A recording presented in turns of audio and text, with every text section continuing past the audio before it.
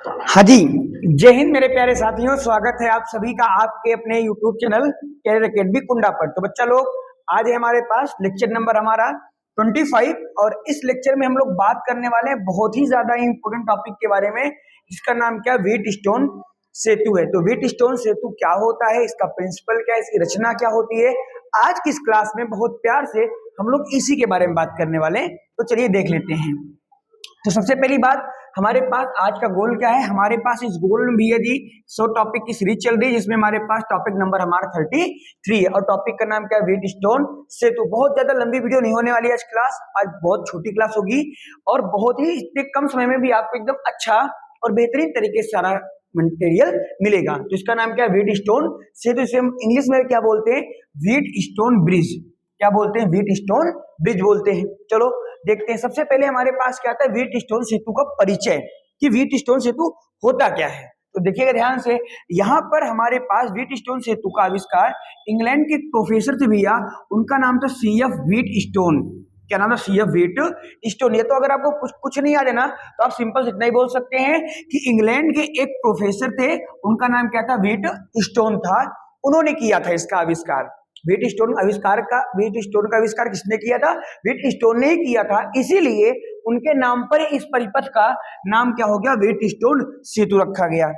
क्या रखा गया, क्या है हमारे पास, एक परिपथ। जी, हमारे पास यहाँ पे क्या होता है, परिपथ होता है, मतलब सर्किट होता है। और उस सर्किट में कुछ प्रतिरोधों को जोड़ करके हम लोग अज्ञात प्रतिरोध का मान निकालते हैं। जैसा कि मैंने आगे मेंशन कर रखा है, क्या कि व्हीटस्टोन सेतु एक ऐसा विशेष विद्युत परिपथ है। तो भैया क्या है, हमारे पास एक विद्युत परिपथ होता है, जिसकी सहायता से हम क्या करते हैं, अज्ञात प्रतिरोध का मान निकालते हैं। क्या करते हैं हम लोग, अज्ञात प्रतिरोध, जिसका मान हमको पता नहीं होता उसको हम अज्ञात बोलते हैं। तो अज्ञात प्रतिरोध का मान निकाला जाता है किसकी सहायता से, व्हीटस्टोन ब्रिज की सहायता से, व्हीटस्टोन सेतु की सहायता से। चलो ठीक है, देखते हैं। तो यहाँ पे हमारे पास क्या आता है, इसकी रचना आती है, जो कि अपने आप में बहुत ही ज्यादा इंपॉर्टेंट है।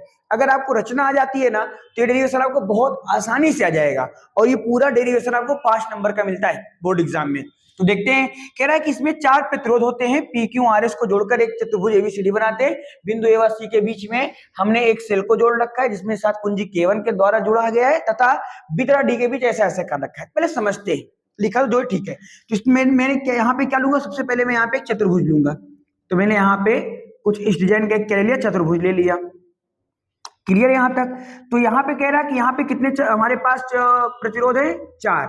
तो मैं यहाँ पर अभी आपको 4 प्रतिरोध बना दूंगा। तो ये मैं समझाने के लिए, बाकी आगे मैंने ऑलरेडी अच्छे से डायग्राम बना रखा है बड़ा से, तो इसको भी हम देखेंगे, बट सबसे पहले यहाँ पे देख लेते हैं। तो हमारे पास यहाँ पे 4 प्रतिरोध हैं। तो एक प्रतिरोध हमारे पास इस वाले पॉइंट पे, एक प्रतिरोध हमारे पास इस वाले पॉइंट पर, और एक प्रतिरोध हमारे पास यहाँ हो जाएगा, और एक प्रतिरोध यहाँ पर हो जाएगा। इस वाले, इसको थोड़ा और अच्छा बना देते हैं। इस वाले प्रतिरोध का नाम है PQRS। तो इसका नाम क्या रखा है हमने, P, इसका नाम Q, इसका नाम R और इसका नाम S रखा है। तो कह रहे इसमें 4 प्रतिरोध PQRS को जोड़कर एक चतुर्भुज ABCD बनाते हैं। तो चलो चतुर्भुज का नाम दे देते हैं। तो हमारे पास जो चतुर्भुज है AB, ये C और यहाँ पे क्या हो गया, D हो गया। कह रहा है बिंदु A व C के बीच, तो ये बिंदु A हो गया, ये बिंदु C हो गया। तो हमारे पास जो बिंदु A है और जो बिंदु C है, इसके बीच में बच्चा हम क्या जोड़ते हैं, एक सेल जोड़ते हैं। क्या जोड़ते हैं, एक सेल जोड़ते हैं। तो इसके बीच में मैंने यहाँ पर एक क्या जोड़ दिया, इस प्रकार से एक सेल जोड़ दिया, ये हो गया हमारे पास। क्लियर हुआ। कह रहा है जिसके साथ में केवल कुंजी भी जोड़ते हैं। तो यहाँ पर एक हमें कुंजी भी लगाना पड़ेगा। तो मैं यहाँ पे क्या लगा दूं, कुंजी लगा देता हूं। इस टाइप से हमारे पास यहाँ पे क्या होगी, कुंजी। आप चाहें तो ये हमारे पास दाब कुंजी होती है, एक होता है प्लग कुंजी, तो आप प्लग कुंजी भी लगा सकते हैं। तथा B व D के बीच में एक धारा मापी। तो हमारे पास जो B है और जो D है, तो इसके बीच में मैंने एक ऐसे लाइन खींच, ओहो तुम कहां से आ गए भाई, आ जाओ। तो एक बैक करो, आ जाओ। तो यहाँ पे मैंने क्या खींच लिया, इस प्रकार से लाइन खींच लिया, और कह रहा है इसके बीच में मैंने क्या लगाना, धारा मापी। तो मैंने यहाँ पे धारा मापी लगा दूंगा। तो मैं यहाँ पे एक गोला और बना, तो यहाँ मैं एक गोला और अरे यार भूल जाता हूँ बार बार। तो यहाँ पे एक गोला मैं और बनाऊंगा, उसको मैं बोलूंगा G। क्या बोलूंगा, G का मतलब क्या होता है, गैलोनोमीटर। क्या होता है, गैलोनोमीटर से, जिसको हम क्या बोलते हैं, धारा मापी बोलते हैं। और यहाँ पे ऑलरेडी हमारे पास एक कुंजी और लगानी पड़ेगी, और यहाँ पर मैंने एक कुंजी और लगा दिया। ठीक है, चलो अब यहाँ पे जितना मुझे इसकी रचना थी वो मैंने कर दिया। अब देखो जैसे ही मैं यहाँ से धारा चालू करूंगा तो यहाँ पर ये सेल का विद्युत वाहक बल क्या होगा, ई। क्या होगा, ई। और प्लस से धारा जाएगी तो धारा ऐसे जाएगी, धारा क्या जाएगी, आई। धारा क्या जाएगी, आई। और जब धारा यहाँ पहुंचेगी तो धारा को यहाँ से चलने के लिए दो रास्ते मिलेंगे।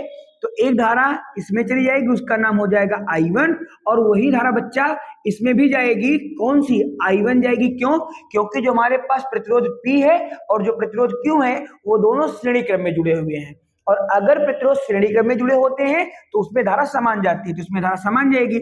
लेकिन ये क्या है, समांतर क्रम में, इसमें धारा अलग जाएगी, तो उसमें धारा I1 जाएगी, इसमें मैंने मान लिया धारा I2 जाएगी, और यहाँ पर भी धारा I2 होकर के यहाँ पर भी क्या रहेगी, I2, और यहाँ पर क्या रहेगी, I1। और जब ये दोनों मिल जाएंगे तो यहाँ फिर से क्या बन जाएगी, I बन जाएगी। इतनी बात क्लियर हुई हमारी। अब सुनना ध्यान से मेरी बात को। अब यहाँ पे क्या लगा है, गैल्वेनोमीटर। क्या लगा है, गैल्वेनोमीटर। अब आप बोलेंगे सर ये भी तो एक तार है, इसमें धारा क्यों नहीं जा रही है? तो इसमें धारा इसलिए नहीं जा रही है क्योंकि उसके लिए मैंने आपको अगली स्लाइड में चलना पड़ेगा। यहाँ पे आ जाओ। आई होप अब मेरी बात आपको अच्छे से समझ आएगी। यहाँ पे मैंने बड़ा से बेहतरीन से बना रखा है। चलो रिवीजन भी कर लेते हैं। तुम्हारे पास यहाँ पर एक प्रतिरोध है, उसका नाम क्या है, P। यहाँ पर एक प्रतिरोध का नाम Q, यहाँ वाले प्रतिरोध का नाम R, यहाँ वाले प्रतिरोध का नाम S। हमको पता है ये हमारे पास एक सेल जुड़ा हुआ है, तो यहाँ पर आएगा प्लस और ये वाला क्या हो जाएगा माइनस, क्योंकि बड़ी लाइन प्लस होती है, छोटी लाइन माइनस होती है। यहाँ से जो धारा जाएगी इसमें बच्चा आई जाएगी, और यहाँ पे जब धारा पहुंचेगी इस वाले पॉइंट पे, इसका नाम मैंने क्या रखा, A, इसका नाम B, इसका नाम C, और इस वाले पॉइंट का नाम D रख दिया। जब बिंदु A से पहुंचेगी धारा तो धारा को चलेंगे दो रास्ते, और जैसे धारा को चलने के रास्ते मिलते हैं ना, वैसे धारा का मान बदल जाता है, मतलब बढ़ जाता है। तो मैंने बोला कि इसमें धारा जाएगी उसका मान हमारे पास क्या हो जाएगा, I1। तो धारा इसमें भी क्या जाएगी, I1। क्या जाएगी, I1 जाएगी। जस्ट पीछे बता के आया हूं क्यों जाएगी I1, क्योंकि बाबू ये जो P है और जो Q है ना, ये दोनों श्रेणी क्रम में प्रतिरोध है, और जब श्रेणी क्रम में होता है धारा समान होती है। अच्छा, यहाँ पे जाएगी धारा I2, मैंने माना, मुझे पता तो है नहीं, यहाँ पे धारा क्या जाएगी, I2। यहाँ पर भी धारा I2, क्योंकि ये दोनों आपस में किस क्रम में, श्रेणी क्रम में। और जब ये वाला पॉइंट यहाँ पर C पर आएगा, धारा C पर आएगी, तो यहाँ से ये फिर हमारे पास मिल जाएगा, तो यहाँ पे क्या बन जाएगी, I बन जाएगी। एक सेकंड भैया, कोई आया, एक सेकंड जरा देख लेते हैं। हाँ बच्चों, तो यहाँ पे हमारे पास ये एक व्हीटस्टोन सेतु हो गया। अच्छा, जब हम यहाँ से धारा जाएगी तो I1 धारा इसमें जाएगी क्योंकि सब श्रेणी क्रम में है, और यहाँ पर धारा I2 जाएगी क्योंकि ये सब श्रेणी क्रम में है। लेकिन सर इसमें I1 गई, इसमें I2 क्यों गई? क्योंकि बाबूजी ये दोनों आपस में समांतर क्रम में है। तो जब समांतर क्रम होता है तो वहां पे धारा अलग अलग जाती है, और जब श्रेणी क्रम होता है तो वहां धारा एक समान जाती है। ठीक है, चलिए अब सुनना ध्यान से। सर जरा ये बताइए, ये जो बिंदु B है, ठीक ठीक इसको डिनोट कर देता हूं, ये बिंदु क्या हमारे पास, B है, और ये बिंदु क्या है, D है। यहाँ पे आपने क्या लिया है, गैल्वेनोमीटर। क्या लिया, गैल्वेनोमीटर। बच्चा जी मतलब गैल्वेनोमीटर होता है, इसको हम बोलते हैं धारा मापी।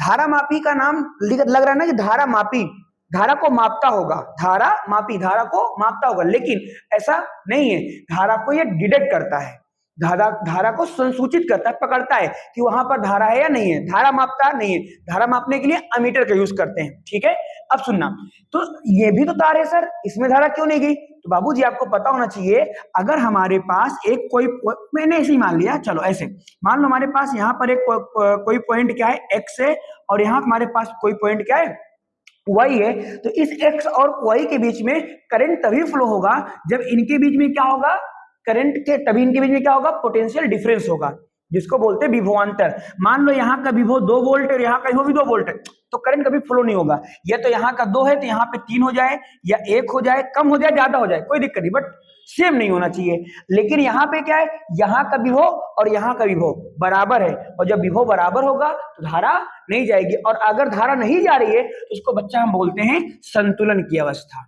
क्या बोलते हैं, संतुलन की अवस्था। और यही इसका क्या प्रिंसिपल है, बोले तो सिद्धांत है। ठीक है, सिद्धांत थोड़ा सही लिख लीजिएगा अपने हिसाब से। कि प्रतिरोधों को इस प्रकार व्यवस्थित करते हैं, तो यहाँ पे प्रतिरोध P, Q, R, S लगे हुए हैं, इनको इस प्रकार व्यवस्थित करते हैं कि परिपथ में धारा प्रवाहित करने पर, परिपथ में धारा प्रवाहित करने पर जो धारा मापी है, मतलब गैल्वेनोमीटर, धारा मापी का मतलब गैल्वेनोमीटर में विक्षेप ना हो, विक्षेप ना हो, तो सेतु किस अवस्था में होता है? संतुलन की अवस्था में होता है। अर्थात इसका मतलब क्या होता है कि जो हमारे पास प्रतिरोध है P Q R S, तो संगत प्रतिरोधों का अनुपात मतलब कि P अपॉन Q और संगत प्रतिरोधों का अनुपात मतलब R अपॉन S, तो इनका जो अनुपात है वो आपस में क्या होना चाहिए? बराबर होना चाहिए। इसका सिद्धांत है, इसको हम प्रूव करना है, इसी को तो प्रूव करना है हमको। क्या कि जो अगर हमारे पास हमारा व्हीट स्टोन जो ब्रिज है, जो सेतु है, अगर वो संतुलित अवस्था में है तो इसका मतलब जो प्रतिरोध लगे बाबू, क्या P Q, sir P R क्यों नहीं बोलता है? संगत प्रतिरोध, संगत प्रतिरोधों का अनुपात मतलब संगत मतलब साथ में, तो पी क्यू के साथ में लगा है तो इसका अनुपात मतलब पी बटे क्यू, बटे का मतलब अनुपात, आर एस इसका अनुपात मतलब कि आर अपॉन एस, दोनों का जो अनुपात है आपस में क्या होना चाहिए? बराबर होना चाहिए। अगर ऐसा है तो किस अवस्था में है वो? संतुलन की अवस्था में। ठीक है, चलो आगे बढ़ते हैं। आगे हमारे पास क्या आता है? एक स्लाइड इसको हटाओ। हमारे पास आती है उत्पत्ति। अब उत्पत्ति करेंगे, चलो एक स्लाइड इसको हटाते हैं तो सही रहेगा। तो यहाँ पे हम क्या देखने वाले हैं? देखो, तो यहाँ पे सबसे पहले मैं क्या करूंगा, मैं चल रहा हूँ त्रिभुज, हट जा भाई। तो मैं चल रहा हूँ त्रिभुज, अरे चतुर्भुज। देखो यहां से, देखो ये हमारे पास एक त्रिभुज बना है ना, तो मैं क्या करूंगा, यहां पर लगाऊंगा एक नियम, और उस नियम का क्या नाम है? उस नियम का नाम हमारे पास किरचॉफ का दूसरा नियम, जो कि मैंने लास्ट की क्लास में दे रखा था आपको। पहला नियम, दूसरा नियम, पहला नियम संधि का नियम, दूसरा नियम वोल्टता का नियम। तो मैं यहाँ पे वोल्टता का नियम लगा रहा हूं, मतलब दूसरा नियम। तो मैं कहां जा रहा हूं? ए बी डी ए में, ए बी डी ए में। अगर आप देखें तो ये त्रिभुज बना हुआ है ना, तो मैं यहाँ पे लिखूंगा उत्पत्ति में कि ए बी डी ए में। तो आप यहां चाहो तो भी लिख सकते हो, क्या? त्रिभुज एबीडीए में। जब त्रिभुज एबीडीए में जाएंगे तो क्या, अरे भाई का भाई आगे कहां जा रहे हो? जब त्रिभुज एबीडीए में जाएंगे तो मैं यहाँ पे क्या कर रहा हूं? मैं यहाँ पे किरचॉफ का दूसरा नियम लगा रहा हूं। तो पहले हम ये यहाँ पे लिख देता हूं, तो मैंने यहाँ पे लिख दिया किरचॉफ का द्वितीय नियम, किरचॉफ का द्वितीय नियम। द्वितीय नियम का मतलब क्या होता है? दूसरा नियम, या जिसे हम बोलते हैं वोल्टता का नियम। किस के संरक्षण पर आधारित होता है? कमेंट करना। जो हमारे पास किरचॉफ का दूसरा नियम है वो किसके संरक्षण पर आधारित होता है? आवेश के या ऊर्जा के? बताना, ठीक है आप लोग। चलो अब यहाँ पे आ जाओ। तो दूसरा नियम क्या होता है? बंद पास का नियम होता है, जिसको हम बोलते हैं। तो क्या कहता है कि संगत धाराओं का प्रतिरोध, तो जिसमें धारा क्या जा रही है? आई, और उसका प्रतिरोध P, और इसमें धारा क्या जा रही है? I2 और उसका प्रतिरोध R। सुना ध्यान से। तो यहाँ पर हम क्या करेंगे? यहाँ पे मैं लिखूंगा I1 इंटू P, और बराबर क्या हो जाएगा हमारे पास? चलो बराबर ना लगा, पहले आपको जरा दिखा देता हूं। तो यहाँ पे मैं क्या लगाऊंगा? माइनस। क्या लगाऊंगा? माइनस। और ये हो जाएगा हमारे पास I2 into Q, P Q R, R था ना यहाँ पे, तो ये क्या हो जाएगा? आर हो जाएगा। तो I2 इंटू आर हो जाएगा। ये किसके नियम से मैंने किया है? इसको मैंने किया है किरचॉफ के नियम से। किसके नियम से किया है? किरचॉफ के नियम से। लेकिन कौन सा नियम है? द्वितीय। तो ये आएगा, क्यों आएगा? क्यों माइनस आएगा? कल भी बताया था आपको हो सकता है याद ना हो, क्योंकि यहाँ पे धारा इधर जा रही है, यहाँ पे धारा इधर जा रही है, अपोजिट डायरेक्शन में, इसलिए धारा मिल जाएगी इसलिए। अब इसी प्रकार से हम क्या करेंगे? बी डी सी बी में, या बी सी डी बी में। तो मैं ऐसे करता हूं, यहाँ पे फिर से लिखता हूं क्या कि त्रिभुज बी सी डी बी में, बी सी डी बी में, तो मैं फिर से लगाऊंगा किरचॉफ का नियम। किसका नियम? किरचॉफ का द्वितीय नियम, किरचॉफ का द्वितीय नियम, द्वितीय नियम। तो किरचॉफ का द्वितीय नियम फिर से वही, क्या? अब की बार I1 into Q, I1 into Q minus क्या बचेगा? यहां बच जाएगा I2 इंटू यहाँ पे R, वहां पे S, ये क्या हो जाएगा?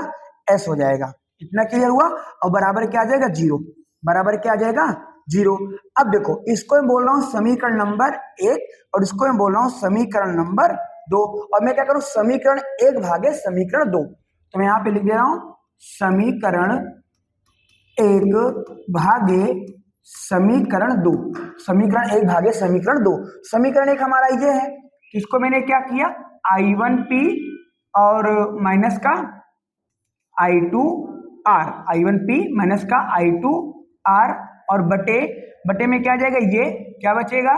I1, क्या बचेगा? I1Q और माइनस का I2S, बराबर क्या हो जाएगा?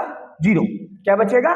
जीरो। अब सुनना ध्यान से, मैं चाहूं तो इसको अलग अलग भी लिख सकता हूं, ठीक है, या अगर मैं आसान बनाना चाहूं तो आसान भी आप कैसे बना सकते हैं, यहाँ पे सही है लेकिन थोड़ा सा प्रोसेस लंबा हो जाएगा, तो आसान में कैसे बना लेते हैं, यहां से मैं इसको इधर पश्चांतर कर दूंगा तो एक ही स्टेप में आपको हो जाएगा, ठीक है। चलो तो इसको मैं क्या करता हूं, यहाँ पे मैं इसको सॉल्व कर देता हूं, समझना ध्यान से बच्चा।